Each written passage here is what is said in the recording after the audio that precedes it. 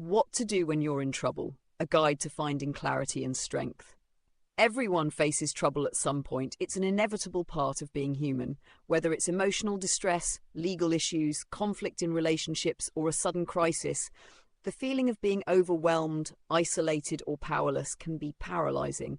But even when it feels like the walls are closing in, there are steps you can take to regain control, find support, and begin to move forward.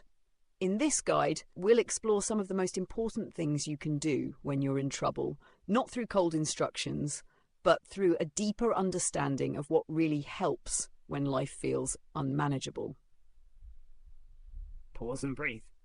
When you're in trouble, your first instinct might be to act quickly or emotionally, but in many situations that can make things worse.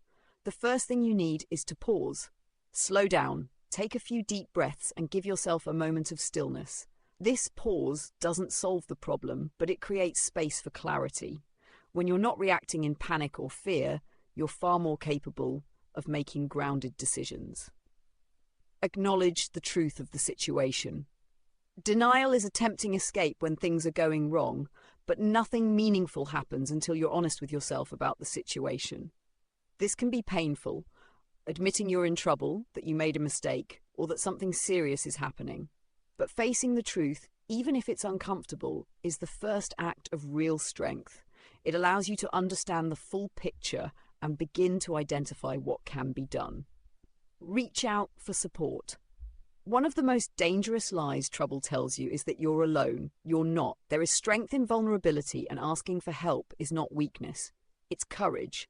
Talk to someone you trust. This could be a friend, a family member, a counselor, a teacher, or even a helpline.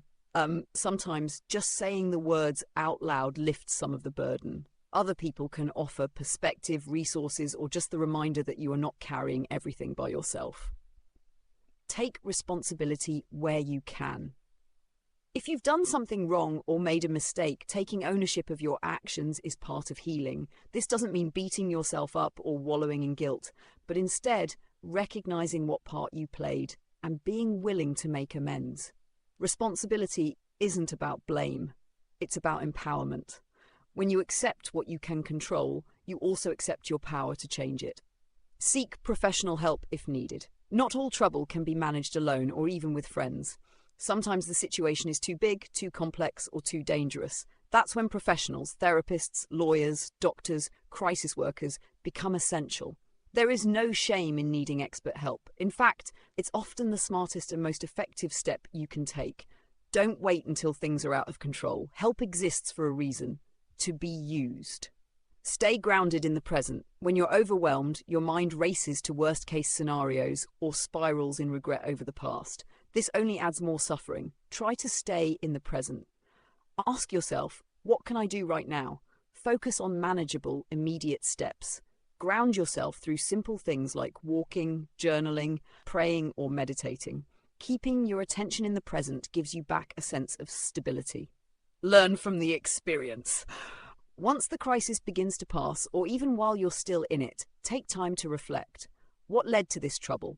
What patterns or choices contributed to it? What can you take from this moment to help you grow?